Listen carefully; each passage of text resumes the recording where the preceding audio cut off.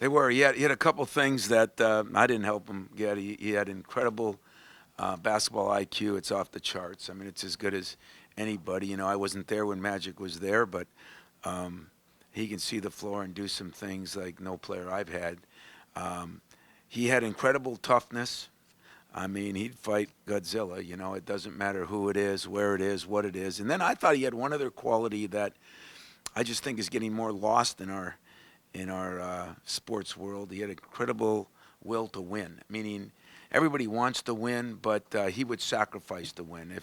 If he needed to get more points, if he needed to get more rebounds, he'll do it. If he scored 4 points, 6 points, in fact, he used to fight me like he does Steve once in a while. If he'd always know exactly how many rebounds and assists he had. He never knew how many points he had, but he always knew how many. Coach, I got Draymond.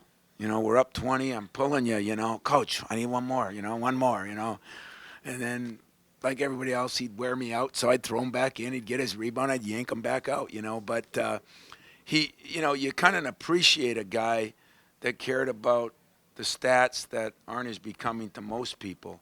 And that's what I love about him. Yeah, I think he regrets some of that. Draymond is he's a guy that lives on his emotions, and whenever you do that, I mean, sure, I went through that a few times. I used to tell him in practice if he missed a shot and he kicked the ball to the other end, practice was going to go for 5 hours instead of the normal 3. So you could do it either way you want to do it, but there's so many good things that come with that, and and what he brings. But like everybody, I think you got to learn to curb your emotions somewhat, especially over this length of a season. And I talked to him the next day. I talked to Steve a little bit. I think Steve has just done an incredible job of handling those situations. But Draymond made sure he told me he apologized to everybody except probably you guys. But maybe he should apologize to you guys too.